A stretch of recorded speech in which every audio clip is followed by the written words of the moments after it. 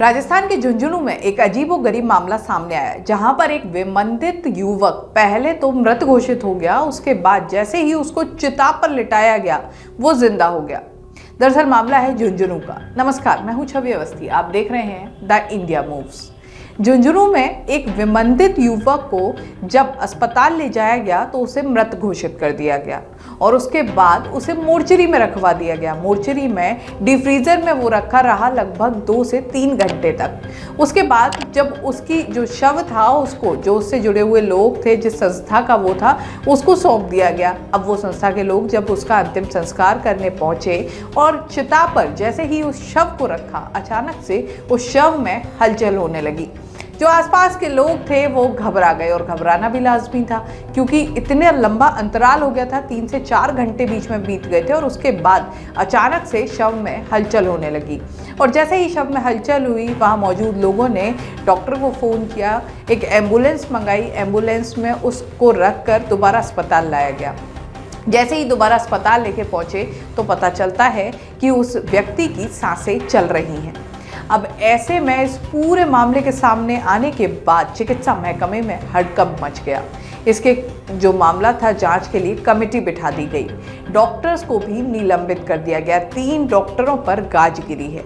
लेकिन जब उस व्यक्ति को झुंझुनू के बाद जयपुर रेफर किया गया, अब जयपुर अस्पताल लेके आया गया, एसएमएस अस्पताल में, जो प्रदेश का सबसे बड़ा अस्पताल है, वहाँ उस व्यक्ति की फिर से मृत्यु हो जाती है। जी हाँ, उस व्यक्ति की फिर से मृत्यु हो गई, क्योंकि ये पूरा घटनाक्रम इतना अजीबोगरीब है, इतना चौंकाने वाला है कि जो भी इस मसले को सुन रहा है, जो भी इस मामले की जानकारी ले रहा है, वो अचरज में है।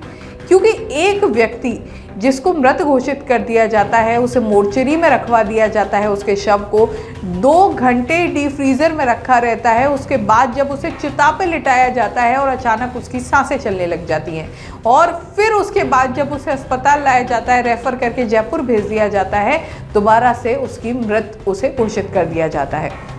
पूरा घटनाक्रम बिल्कुल ऐसा लग रहा है जैसे कि पिक्चरों में देखने को मिलता है, मूवीज़ में आता है। अब इसको सुनने के बाद जो मेडिकल डिपार्टमेंट है उसमें भी हलचल है। इसके अलावा कलेक्टर ने भी इस पूरे मसले पर संज्ञान लिया है और जानकारी की जा रही है कि आखिर लापरवाही हुई कहां पर, कैसे एक जिंदा व्यक्ति को मृत घोषित कर दिया गया और कहां कहां ऐसी चूक हुई जिसकी वजह से ये पूरा मामला इस तरीके से पेचीदा हो गया।